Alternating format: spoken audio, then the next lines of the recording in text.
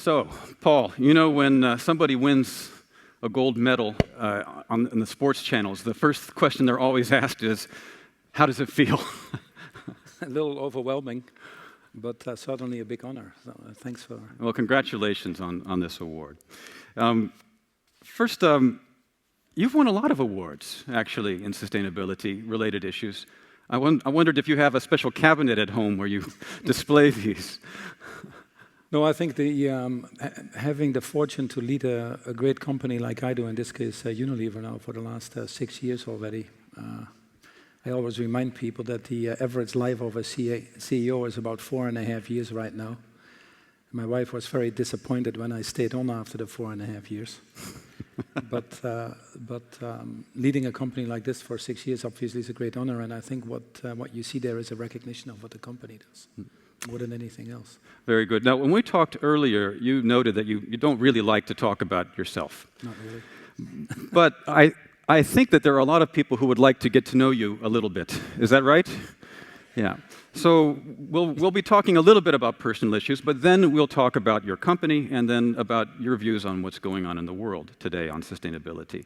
Paul, you grew up in the Netherlands. You live in the UK. You run a global company. How do you relate to your nationality now? What does it mean to you to be Dutch?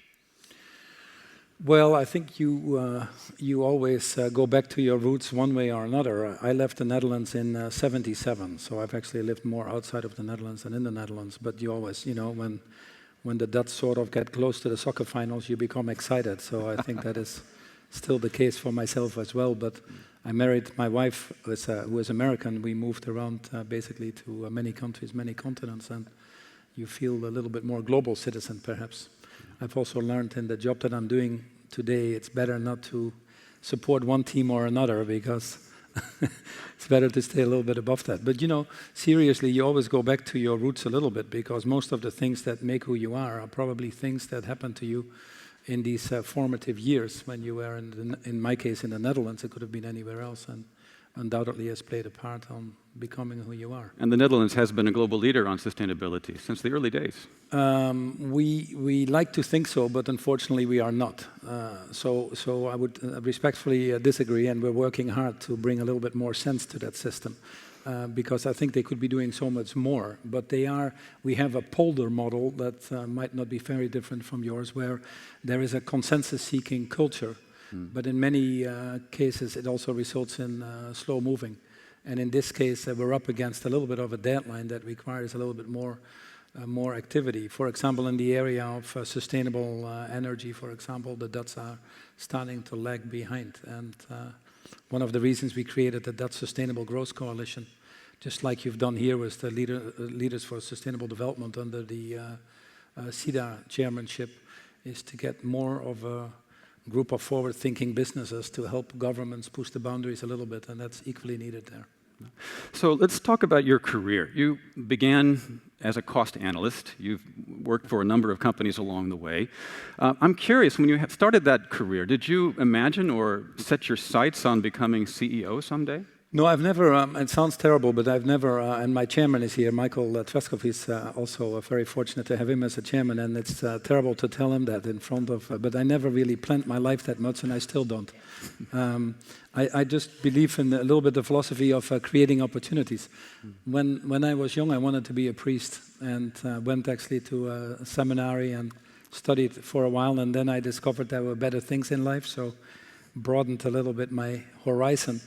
And then I wanted to be a doctor, actually, and the Dutch have fortunately education is free, otherwise I wouldn't be sitting here, but at that time the government would assign a certain number of slots, and we have what we call a numerus clausus or a numerus fixus, which is call it a lottery system, and unfortunately I didn't get into that direction. So my father reminded me that at one point in time I had to earn a living. And you do law, you do economics, and that's how I ended up actually in studying business. After 3 or 4 years in Europe, I saw that most of the books in the Netherlands, at least, were in English. MBA programs were coming up in the US, and And I didn't really know what I wanted to do, so I thought I might as well go there, and that's how I ended up in the US at that time. Okay. And from there, we created the opportunities. Just following your nose as it Well, went. I call it creating the opportunities. You try to create many opportunities in life. You try to make many contacts, many connections, be involved in many things, and then you follow your passion. I think that's important. And you don't look back and where that passion leads you to. I've never asked for a job, never asked for a promotion, never asked for a salary increase for that matter. I just think you just follow your passion and you'll be happy, because it allows you to put your values and your life in sync with all the other things that you have to take care of around you. Makes you a more stable or happier person to do what you want to do. Speaking of values, you lead a very large organization. Do you have a leadership philosophy? Is that something you reflect about, how to lead? First of all, I don't think that because you're a CEO, all of a sudden you're a leader or something. So I don't think it is linked to a level in hierarchy in a company. I think everybody that touches someone positively is a leader. I have a fairly broad definition of leadership. When I see people volunteering now, basically medical staff, to go to West Africa to fight Ebola at the risk of their own lives, or when they come back, we lock them up, like, thank you for what you've done. If you think about it, those are real leaders. As I go around the world, or I see people teaching in schools, usually at no salary, we work a lot, my wife and I, with the officially impaired, and I see people working with the blind or deaf-blind and giving basically their life to others. So those are real leaders. I think leaders are people that put the interest of others ahead of their own. They find themselves basically by losing themselves in the service to others. And that, to me, is good leadership. So we actually learn more in the positions that we're sitting, because we're very fortunate to be exposed to many people. We learn more from others in terms of shaping our own leadership style than perhaps we are leaders ourselves. That leads me to this next question, because you were talking about steps that you've taken along the way. And I'm curious, when you look back, is there a moment, a person, an event where you could say, that really shaped me, or it influenced the direction of my career, so that eventually I would take leadership on sustainability issues, on these issues that we're here to celebrate now? Well, I think let me think. I think there are always things that are happening in your life that are crucible experiences that sort of stay with you and form who you are, for the good or for the bad. And I think it's an accumulation of things. It's never one thing. I really proved that I could punch above my weight when I married my wife, so that gave me a lot of confidence. Is she here today? She's here today, so I thought I'd throw that one in. You just won a few points then. I won a few points, and I can come home a few times a little bit later than I promised her. Yeah. But I never realized when I was born in 1956, I thought that was a long time after the Second World War. The older I get, the more I notice how close that was to the Second World War. My father was born in 1925, and he unfortunately passed on fairly early, or too early, but he got totally cut off by this Second World War. Couldn't go to school, really, because of his age. And he spent all his time working day and night, factory job, climbed himself up, to be sure that his 6 children would be better would have a better opportunity. It was very important for him that we would go to school. Very important for him that there was peace in Europe. Very important to him that he could dedicate his time to making others better. And I think that philosophy we've lost a little bit. So I'm very grateful to him. And in fact, the longer he's not there, the more you appreciate it, strangely enough. And they've always put that very forward. Then you have things in life that might happen to you at different points in time that I think form you as well. I had a fortune to work in Newcastle in the north of England for a while, where I saw for the first time, because of shipbuilding, steel and coal having become obsolete in some sense, I saw for the first time second generation people being unemployed. Girls of 13, 14 years old, the only thing they could get was a baby, basically making their situations worse, or whatever it was. So it really pulled me into some broader things, and I think it helped form you. I was unfortunately in Mumbai in the Taj Mahal when it got stormed, and we were stuck there, and We went through that experience, and it puts a different value on your life and on the goodness of people, basically, when you see that afterwards. I climbed Mount Kilimanjaro with 8 blind friends, and we got with 6 of them to the top, the first blind African, and you saw how those people with limited abilities to some sense had enormous abilities in other senses, and it makes you a little bit more appreciative of who you are, perhaps a little bit more humble. Because at the end, to come back to leadership, I think at the end of the day, it's first and foremost more about being a human being than anything else. You know, this theme of looking to your elders, your forebears, mentors seems to be important. And I read actually that you, when you first were named CEO, or very early, you spent the night in the house of the founder of Unilever, William Lever, with your, oh good. Oh, just for the record. Just for the record. Why did you do that? You know, the first, Michael as a chairman made a decision, a courageous decision, to, for the first time in the history of a company that has always been enormously successful to create their internal talent, has enormous values to build an institution like that. For the first time, there was a need for different reasons to go outside and bring in a CEO from a different company. And I happened to be that CEO. I'm sure that would have been better than other people, but that honor fell to me.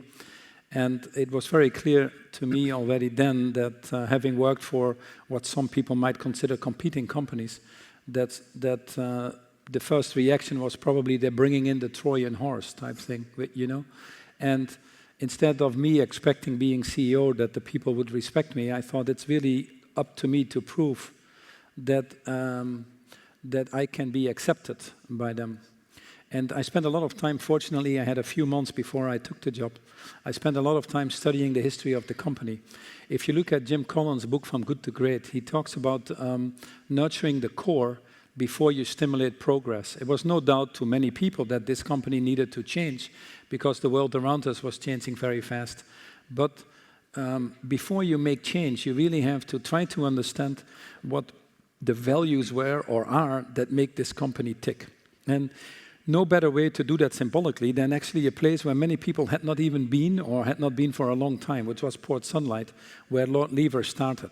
It happens to be that when he started was Victorian Britain in the end of the 19th century. 1 out of 2 babies wouldn't make it past year 1 either for the reasons of cholera and enormous hygiene issues in those days. So he invented a bar soap. Sunlight soap. The second soap he invented was called Lifebuoy. Interestingly, he called it Lifebuoy. But we had forgotten about all these things. But he was basically there to serve society, very successful at it.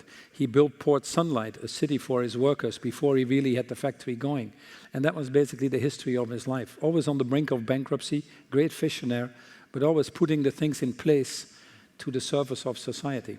And I thought it would be very symbolic to have our first management meeting there and go back to these values and live these values a little better, and no better way to do that than being there. Now, he was a little bit of a strange man. He never slept inside. I also heard the major complaint was that about Port Sunlight, this home place for the workers, was that he didn't build a pub. He didn't do? There was no pub. Oh, in he Port was Sunlight. he was, well, it's a little exaggerated because he had some community centers, etc. But in those days, it was indeed, everything was taken care of. He had, he would really take care of people's full lives, but there were counterparties, and some of these counterparties in those days were obviously being very focused on work, being very focused on the family, very Calvinistic, if you want to some extent. And he would not have allowed some of these excesses, probably. But you have to see that in that period of time. But when I was reading about him, I was struck by the parallels in how he envisioned that company and how you, in fact, have been leading it. Since then, although, and we're going to look at a picture in a minute, you have brought rather significant change to the company. You've maybe gone back to the roots. Gone back to the roots, perhaps, more than anything. But he already was talking then about enlightened capitalism and shared values in the way that Michael Porter has introduced it, or reintroduced it again, or others. He understood very well that the purpose of business was to put it to the service of society. And if you would focus on that and do that well, shareholders would benefit as well. Now, don't forget, in those days, there were no shareholders, and nor did he create the company for the quarterly reporting.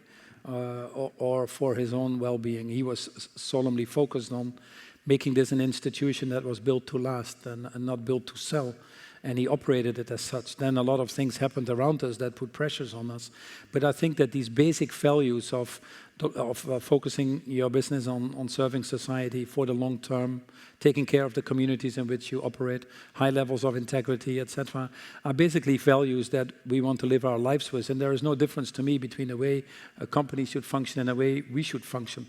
If you talk about being successful in companies or leadership, or I always say that people that can marry their own values that they have in their lives with the values that they bring to work, they will be very successful because they don't have to be different people. Too often now you get mental stress, you get people stress and all the other things because people have one set of values at home or in their private circle, and then they come to work and they have to express other sets of values that they actually don't feel comfortable with. So they have to wear a mask or be someone else. That's not a recipe for leadership. That's not a recipe of being successful.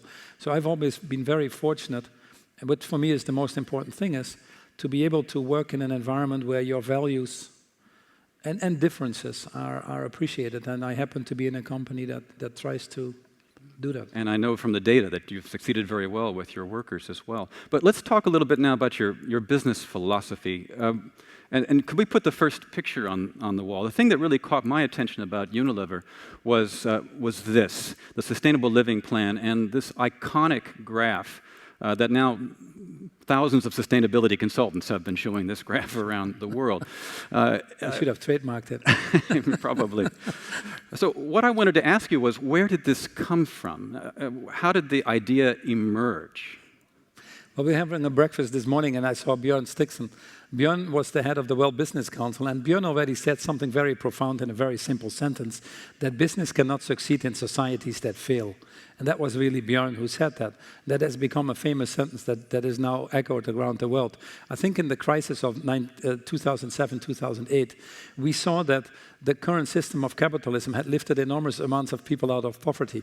But we also started to realize all of a sudden that that came at an enormous price.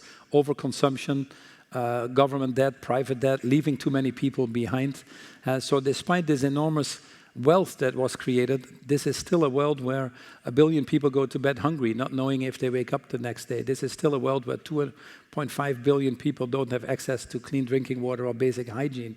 And so I could go on like this, but I thought, isn't it time that we really look at business and the role of business, which has become too much focus on the shareholder primacy, in terms of what it really is meant to be and how it should be done, going back to the roots of our company.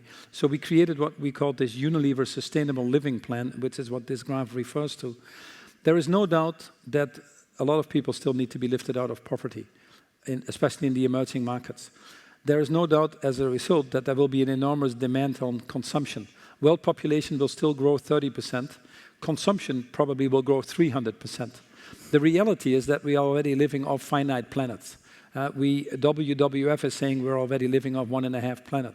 We're using more resources than we can afford to use. The Stockholm Resilience Institute, John Rockström, talks about that eloquently.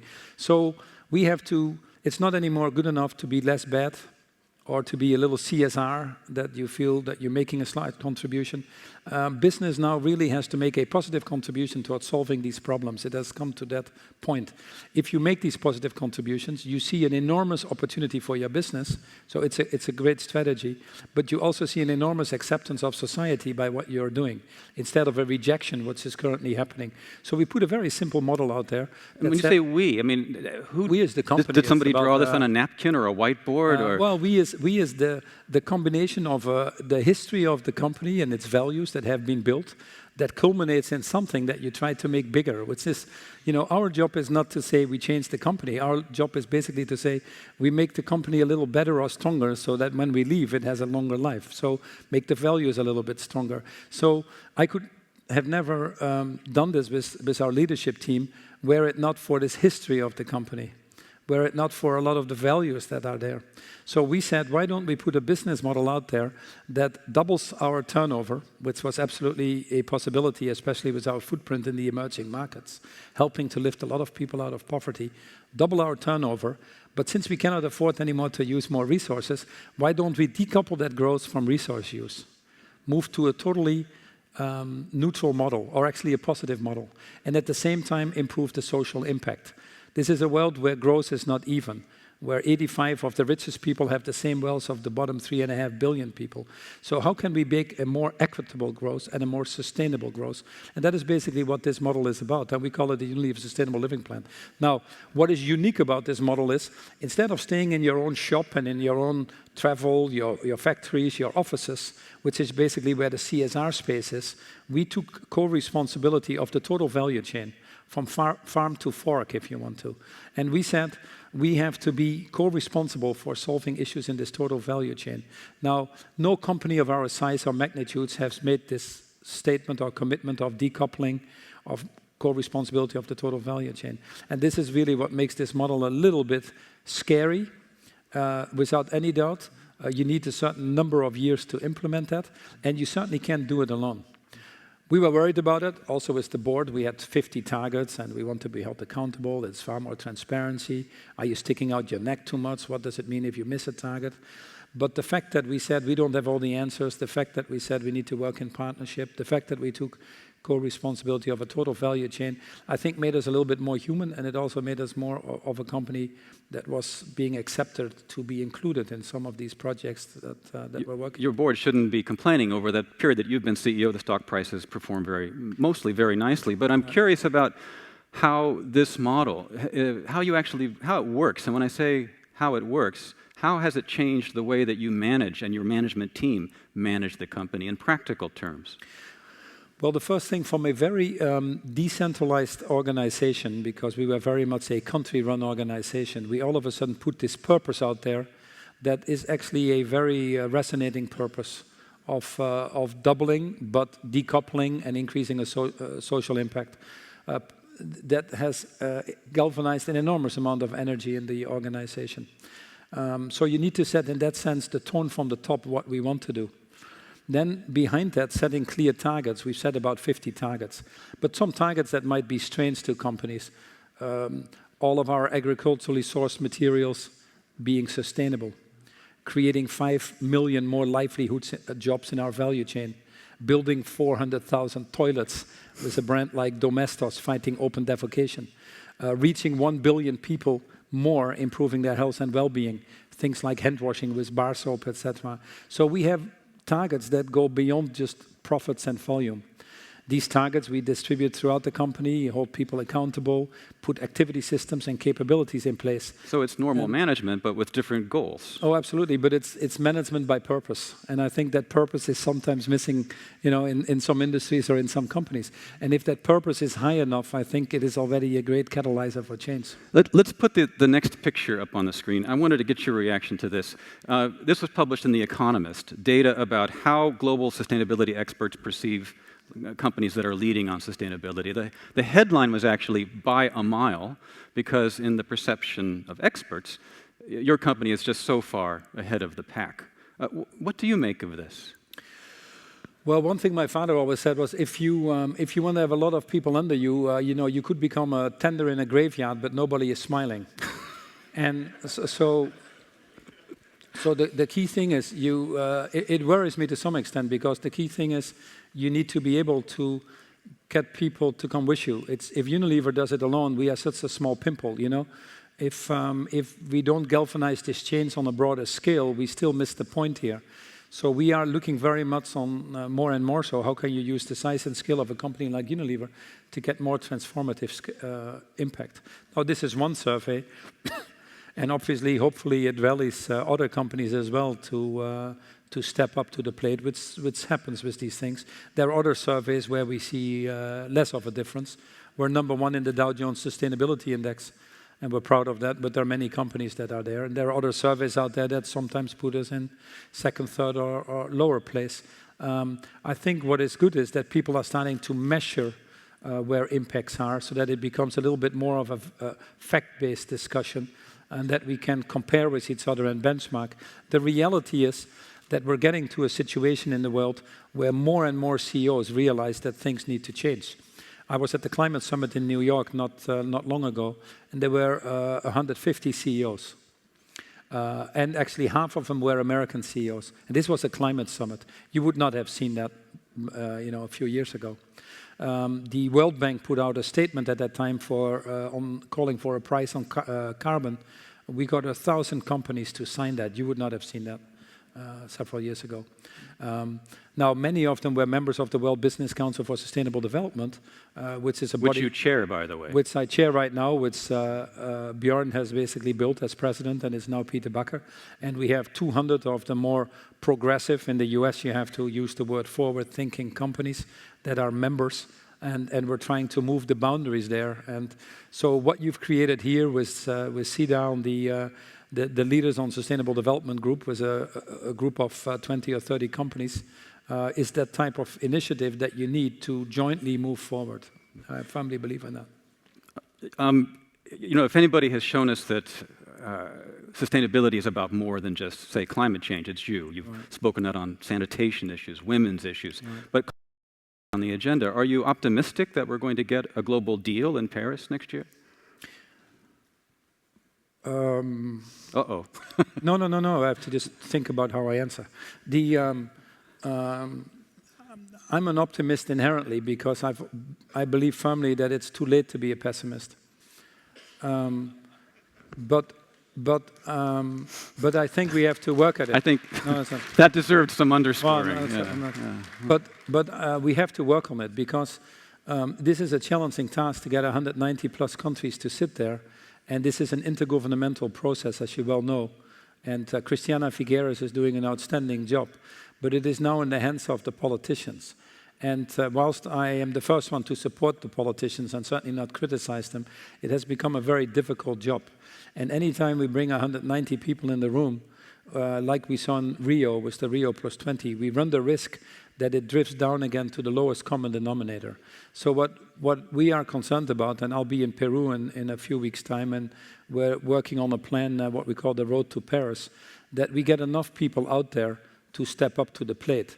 And business, when it gets to the total issue of climate change, is too overwhelming for many business people to participate in, and yet the voice of business is more important now than ever.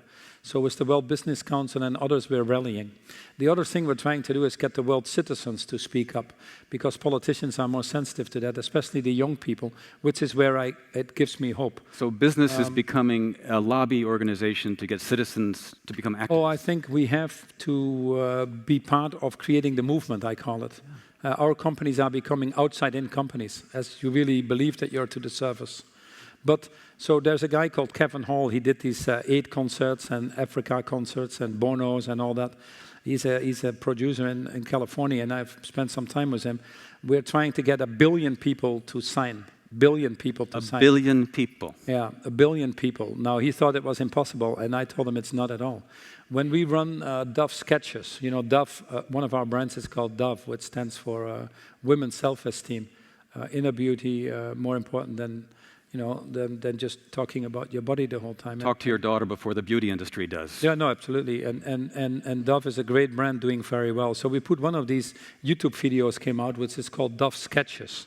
And talking about that, and it resonated because 275 million women across the world have seen this, spending 3 to 4 minutes of their precious time. So there you have nearly 300 million people. So I've come to believe that you can get movements now of 1 billion people, and they're happening. Earth Day or Peace One Day or other movements I can talk about. You rapidly get millions of people to connect. So wouldn't it be right if we get 1 billion people of this world to put a signature down that they want an agreement? Now, I'm also positive on the political front because you saw the agreement with China and the US. The US basically, China peaking at 2030, the US by 2025 calling for a 25 to 28% reduction. You know we need to be totally net climate neutral by more or less 2070, 2071. I think that the bigger nations, China, the US, now obviously India is important, they have to be part of that agreement, and they are putting out some pretty forward-thinking targets. Some people might disagree, but it's more than we could have ever thought of realistically. You saw the EU, so we have to work on the EU that they stick to their targets, and I think we could be heading towards an agreement that I would not call ambitious enough, but I would certainly look for something, and that's why I was careful answering it, something that is better than we've seen before and that perhaps most people thought would be possible. Paul, you know, my last question before we invite our panel onto the stage was going to be what you're most passionate about right now. But I have the feeling that you're passionate about everything that you're working on.